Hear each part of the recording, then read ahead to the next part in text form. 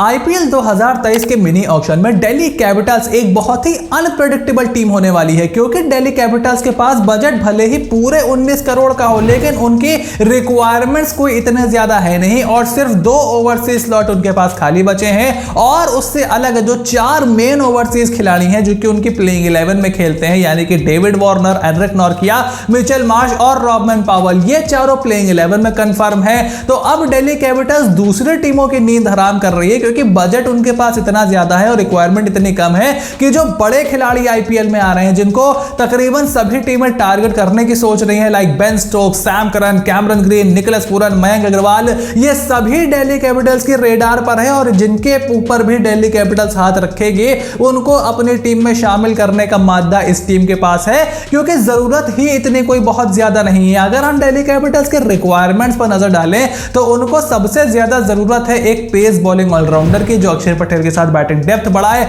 उसके अलावा एक छठा बॉलिंग ऑप्शन उनको चाहिए और उसके अलावा बैकअप्स की इस टीम को थोड़ी सी जरूरत है, खास करके बल्लेबाजी के डिपार्टमेंट में। तो अगर आप शार्दुल ठाकुर के रिप्लेसमेंट के तौर पर किसी भारतीय खिलाड़ी को देख रहे हो तो वो तो इतनी आसानी से क्या, बल्कि बड़ी मुश्किल से भी आपको नहीं मिलने वाला, क्योंकि ऐसे खिलाड़ी अवेलेबल ही नहीं होते हैं। तो दिल्ली कैपिटल्स को अब फैसला ये लेना है कि क्या वो छोटी बैटिंग डेप्थ के साथ जिस तरीके से वो 2020 में खेल रहे थे उस तरीके से अपनी अच्छी गेंदबाजी बना करके खेलते हैं, या फिर कोई ऐसे खिलाड़ी को वो टारगेट करते हैं जो कि एक छठे बॉलिंग ऑप्शन के साथ साथ उनकी बैटिंग डेप्थ को भी थोड़ा सा बढ़ाए। उसके अलावा एक स्पिन पावर हिटर की भी उनको नंबर 5 पर जरूरत है। मोस्ट प्रोबेबली वो वहां पर ललित यादव के साथ खेल रहे थे, लेकिन मुझे लगता है कि इस सीजन वो थोड़ा सा अपग्रेड उस स्लॉट को जरूर करने की कोशिश करेंगे। तो ऐसे में अनप्रेडिक्टेबल दिल्ली कैपिटल्स ने जिस तरीके से पिछले मेगा ऑक्शन में श्रेयस अय्यर, रबाडा, शिखर धवन, रविचंद्रन अश्विन सब पर अपना हाथ खड़ा किया था, इस बार भी वो ऐसा कर सकते हैं और सामने वाली टीम को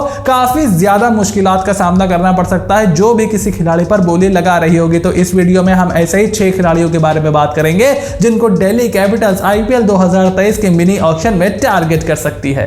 नंबर 1 प्लेयर जो कि दिल्ली कैपिटल्स के टारगेट पे हो सकते हैं in the IPL 2023 mini auction is Cameron Green from Australia. अब कैमरन ग्रीन वैसे तो बहुत ज्यादा पॉपुलर होने वाले हैं, Punjab, Hyderabad, Lucknow Super Giants, Gujarat Titans, Delhi Capitals, Mumbai Indians, जिनके पास भी 15 करोड़ से ज्यादा बजट में है, वो यहां पर कैमरन ग्रीन के पीछे जा सकते हैं। लेकिन कैमरन ग्रीन दिल्ली कैपिटल्स में जाएं इसके बहुत ज्यादा चांसेस हैं, क्योंकि वो मिचेल मार्श के आने वाले विकल्प के तौर पर आपकी टीम में खेल सकते हैं। अगर मिचेल मार्श के इंजरी वगैरह के बहुत ज्यादा इश्यूज होते हैं, गेंदबाजी के लिए वो हर समय अवेलेबल नहीं रहते, तो उनका एक यंगर वर्जन कैमरन ग्रीन आपकी टीम में होगा, जो कि आपके लिए एक छठे गेंदबाज का ऑप्शन भी बन सकता है, जिसकी दिल्ली कैपिटल्स को बहुत ज्यादा जरूरत है। और हमें यह भी याद रखना चाहिए कि डेविड वार्नर की भी अब उम्र बढ़ रही है, वो कोई आने वाले 4-5 साल दिल्ली कैपिटल्स के साथ नहीं खेलने वाले, ये बात पूरी तरीके से कंफर्म है।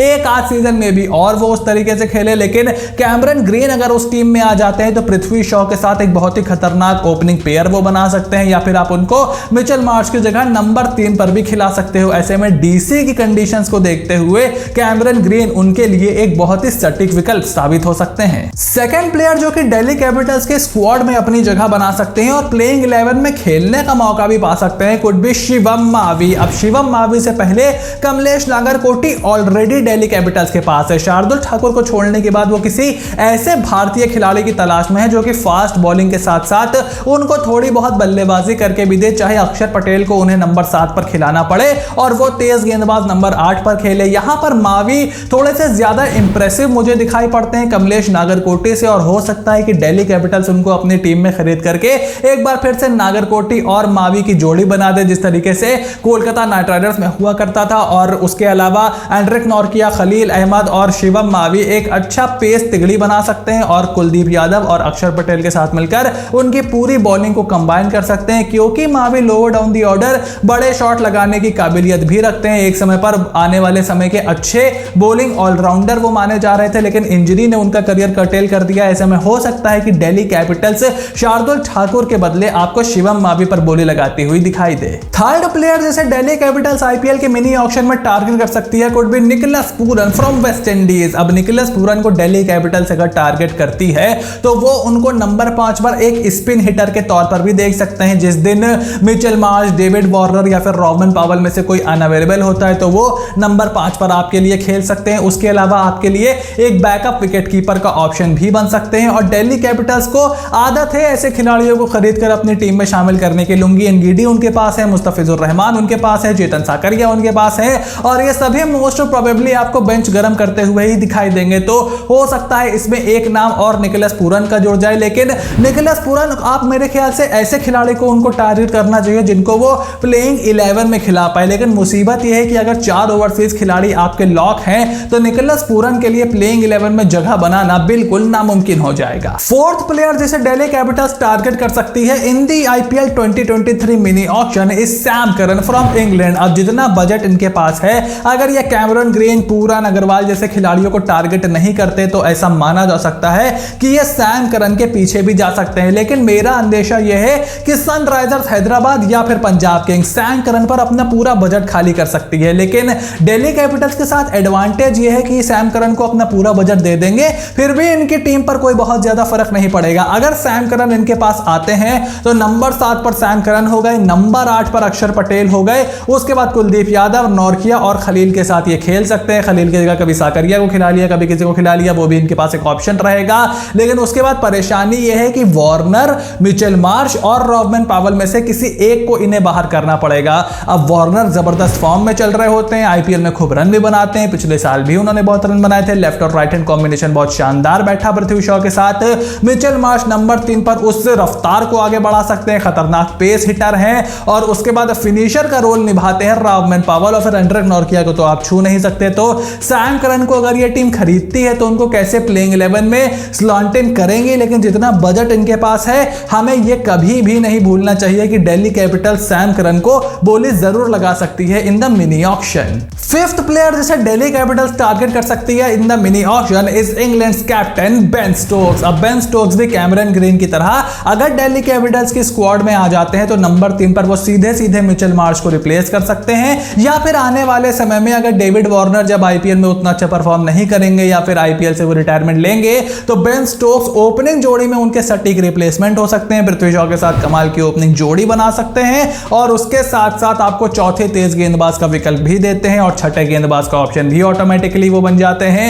ऐसे में बेन स्टोक्स एक ऐसे खिलाड़ी हैं जो कि दिल्ली कैपिटल्स की टीम में वैल्यू प्रोवाइड कर सकते हैं। लेकिन मसला फिर वही इस टीम के साथ है कि ये किस ओवरसीज खिलाड़ी की जगह उनको प्लेइंग 11 में शामिल करेंगे।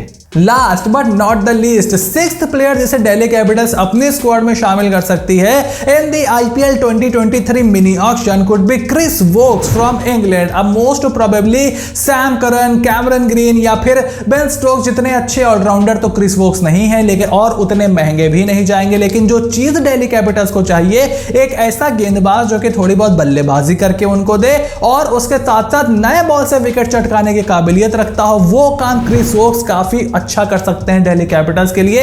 और फिर 2021 तक वो दिल्ली कैपिटल्स की टीम का हिस्सा भी थे। हालांकि मेरे हिसाब से इसके भी बहुत ज्यादा चांसेस हैं कि क्रिस वोक्स पर कोई बोली ना लगाए और वो अनसोल्ड चले जाए। लेकिन जितना एक्सपीरियंस इस खिलाड़ी के पास है, मुझे लगता है दिल्ली कैपिटल्स इनको जरूर अपनी टीम में शामिल कर सकती है, कंसीडरिंग उनके पास 2 ओवरसीज स्लॉट हैं और उनको बैकअप गेंदबाज की भी एक जरूरत पड़ सकती है। तो क्रिस वोक्स वो काम आसानी से कर सकते हैं। लेकिन क्योंकि उनके पास लुंगी एनगीडी, मुस्तफिजुर ऑलरेडी हैं, मुझे नहीं लगता कि वो किसी एक ऐसे गेंदबाज की तरफ जाएंगे जो कि बॉलिंग ऑलराउंडर हो। उनको more probably as a batting allrounder की जरूरत है। अगर वो भारतीय होता तो उनके लिए और अच्छा होता, but this is just my thought कि शायद दिल्ली कैपिटल्स मिनी ऑक्शन में इनके पीछे जा सकती है।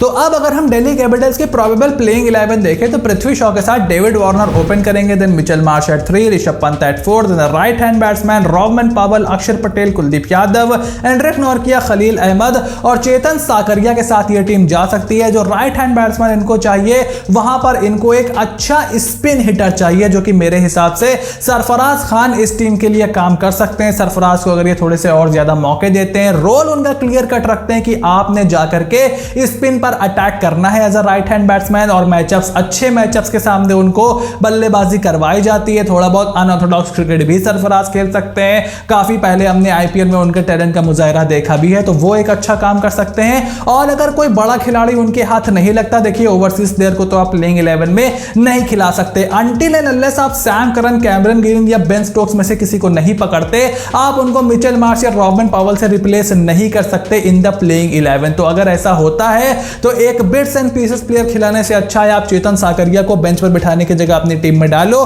गेंदबाजी लाइनअप अपनी मजबूत रखो और प्योर बैट्समैन और प्योर गेंदबाजों के साथ सामने वाली टीम पर हमला करो। तो अब दिल्ली कैपिटल्स की इस पूरी स्क्वाड पर आपका क्या ओपिनियन है? Make sure to write it in the comment section down below कि आपके हिसाब से अपने 19 करोड़ का जो बजट है वो दिल्ली कैपिटल्स किन प्लेयरों पर लुटाने वाली है, कौन से प्लेयर वो खरीदने में कामयाब होंगे और जिन प्लेयरों को वो खरीदेंगे क्या उनको प्लेइंग 11 में खिला पाएंगे? आपका जो भी ओपिनियन हो कमेंट बॉक्स में लिख करके जरूर बताइएगा। आई होप वीडियो आपको एंटरटेनिंग और इंफॉर्मेटिव लगी होगी। अगर ऐसा है then make sure to click on the subscribe button, press the bell notification, become part of the family, क्योंकि दिल्ली कैपिटल्स के बाद हर टीम के टारगेट खिलाड़ियों की लिस्ट आने वाली है और ऐसे ही डिटेल एनालिसिस एक एक टीम का हम करेंगे। So you have to stay tune for everything that is coming your way and I will see you soon in the next video.